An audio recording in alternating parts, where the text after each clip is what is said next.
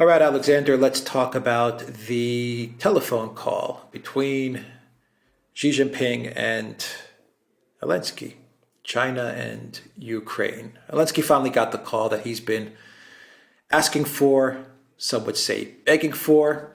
A couple of quick thoughts. Xi Jinping still has not talked to Biden.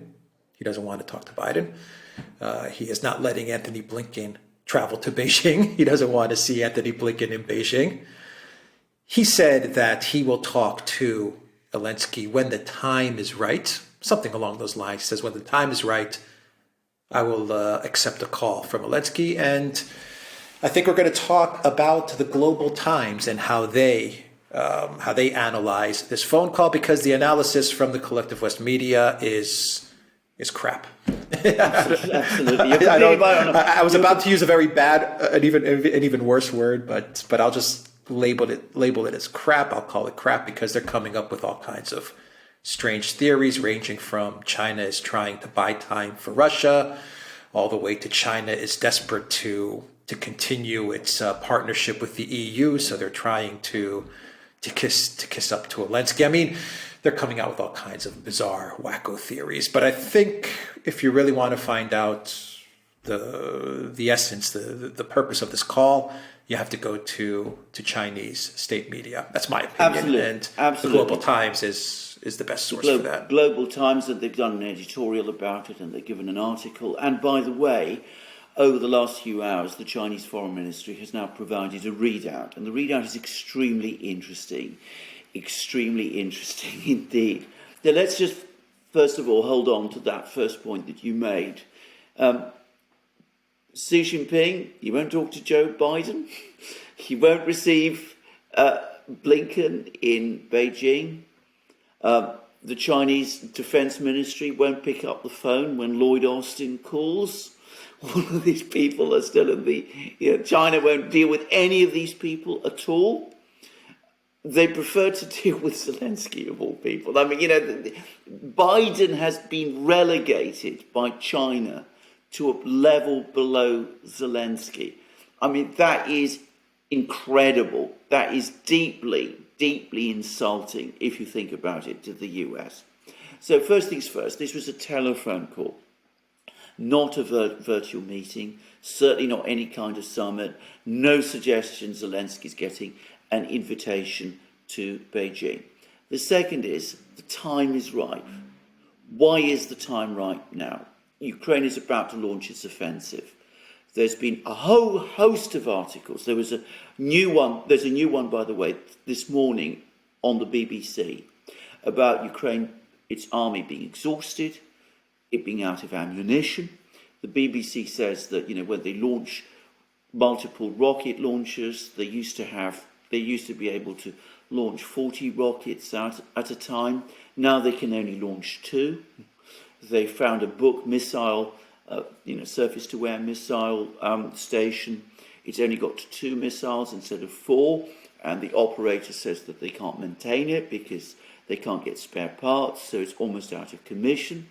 The Ukrainian Defense Minister, Reznikov, has just issued a statement, says that they're completely essentially out of S-300 missiles, which was their major weapon system. The BBC again says that they're having to ration ammunition because they're out of ammunition. Another Ukrainian soldier tells the BBC Ukraine is exhausted. So all of this on the eve of an offensive. So what does Xi Jinping do? He comes along, he has this telephone call with Zelensky. He says a number of things, and you need to go to the readout. The readout is actually incredibly interesting. He says, we've got a partnership with you, which has been going on for a long time. It's been based on mutual agreement on topics like sovereignty and territorial integrity. Now, notice the word mutual, because what Xi Jinping is doing there is he's warning Zelensky. The Americans are trying to get Taiwan into some form of independence. You've up to now supported the one China policy. Don't even think about changing that. We will not be happy if you do. This strategic partnership that we've had with you for 31 years now depends on that. You're in real danger if you do this. And then he goes on and talks to Zelensky, and he says, look, you need to talk to the Russians. You need an immediate ceasefire. You need negotiations to start now. And you also need to consider that peace in Ukraine can only be achieved within a general reorganization of the strategic landscape in Europe. So that is what Xi Jinping actually said to Zelensky, according to the Chinese readout. So the Chinese are basically telling Zelensky, look, you're on your last throw, you're out of ammunition, your men are tired, you can't win this war. This article in the BBC actually has Ukrainian soldiers telling the BBC if they don't win this year in this offensive, they're not going to win at all. So Xi Jinping, telling Zelensky all of this, says negotiate now, sit down with the Russians now, agree peace, but that peace has to be essentially on our terms and Russia's terms, and not on America's terms or Europe's terms. And if you're thinking of follow your American friends over Taiwan, we're no longer your friends. Yeah, that's what it was. Yeah, and from the Global Times editorial on this phone call, I think they even take it a step further in that they paint the picture of Xi Jinping in China basically telling Zelensky, if you want a way out of this mess that you're in, we can help you. Yes. Because they made it a point to say, as China, we've remained neutral, we've always been transparent, we've been honest in our approach to this conflict, we've been calling for peace consistently since day one, we've presented a 12-point peace plan, a roadmap. The only thing the Americans have done is provide you weapons, pump you up with weapons, and escalate the situation. I even think the Global Times mentions in the editorial that you were at one point close to some sort of a resolution, and then Boris Johnson came along and you were in that. So, yeah, so I mean, I think the message that the Global Times was saying was, you're in trouble. You're in big trouble. And the Americans, they are not going to help you. They're gonna push you over the cliff. But we can help you. Actually, the Global Times even said that look at what China did with Saudi Arabia and Iran. Yeah. It's not the same exact thing because they're not at war like Russia and Ukraine, but we did it for them. It's not going to be an easy process, but we can help you if you want out. If you want a way out, we may be able to provide it for you. Absolutely. And in fact, it comes with that particular editorial comes with an extremely striking cartoon, making exactly that point. The cartoon has Uncle Sam, somebody dressed up as Uncle Sam, pouring petrol on the fire, the blazing fire, which is Ukraine, and the Chinese fireman with, his hose coming to help to put the fire out. He's there. He's ready to help. Exactly the way you said. It's exactly what the Chinese are saying. The Chinese are saying, the Americans have led you up the garden path. They've led you into this mess.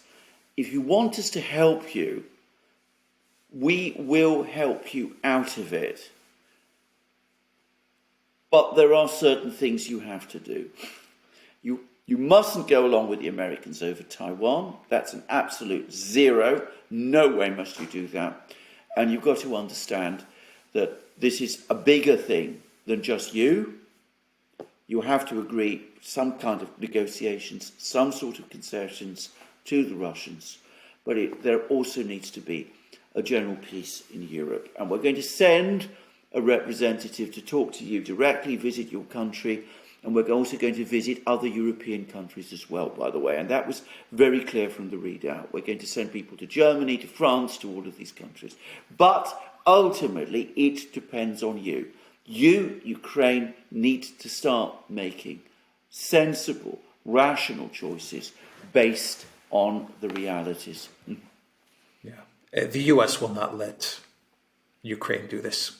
There are already rumors floating around that the U.S. is very upset and very worried about this phone call. They're not going to let China come in and mediate this.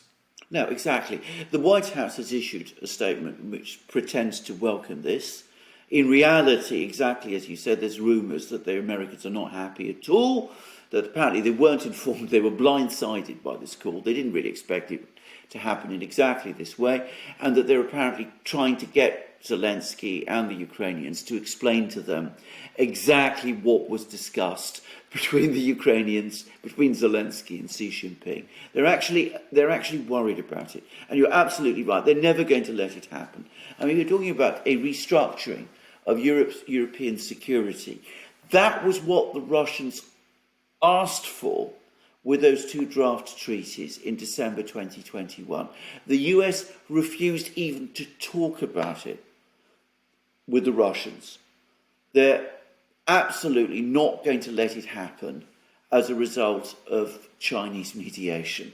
For Blinken, Sullivan, Biden himself, all of them, that is even worse than, negotiating it with the Russians directly. Accepting Chinese mediation, accepting that China has a voice about the security arrangements in Europe, is something that the US, at least this administration, will never agree to.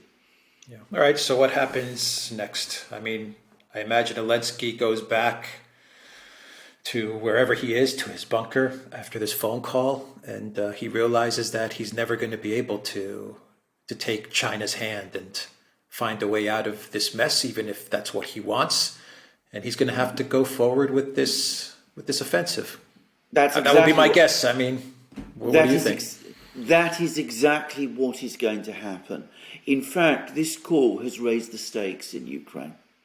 And I'm going to make a rather terrible prediction, which is that if Ukraine is defeated in this offensive, which is looking likely, and if we see a collapse in Ukraine, the situation is now such that the US would rather see Ukraine defeated and destroyed completely than have any kind of situation in which China establishes a mediation role. They would rather see Ukraine destroyed, and that makes it much more likely now, all but inevitable, I would say, that Ukraine is going to be destroyed. The United States would most likely remove Zelensky as president and put someone else in. I would imagine that would also happen. Yes, absolutely. I mean, the idea of accepting, as I said, Chinese mediation, even as I said, in the event of a collapse, we would see a coup in Kiev and some very hardline figure taking over with the American support, rather than ever allow a situation, as I said, where Zelensky gets into any kind of negotiation involving China. For the Americans, for this administration, as I said, that is totally unacceptable. And we always think about the West, Poland, and the intervention in the West. Perhaps it takes us to a point where the U.S. says, we got to come out of this with something. Yes. It's an election season. We can't have this be a complete catastrophe for Biden. So we got to come away with this with some sort of territory or some sort of win. Exactly. I don't know. As I said, it's going to raise the stakes. If Ukraine thinks about some kind of mediation through China come the autumn, the United States will move rapidly to stop it. As I said, they'll make sure that somebody takes over from Zelensky who is more partial to them. And I'm afraid at that point, the dangers of some kind of military intervention by NATO on the ground, and it would probably be Poland that would do it, increase enormously, rather than face an utter defeat. And even worse, a diplomatic solution brokered by China. Yeah, right. The Syria model, in a way, rather than have Assad win and take back his whole country, come in and at least take a chunk out of the northeast. In Ukraine's case, it'll be take a chunk out of the west. Correct. Exactly that. Okay, we will leave it there. TheDuran.locals.com. We are on Rumble, Odyssey, BitChute, and Telegram. And go to the Duran shop. 10% off. Use the code GOODDAY. Take care.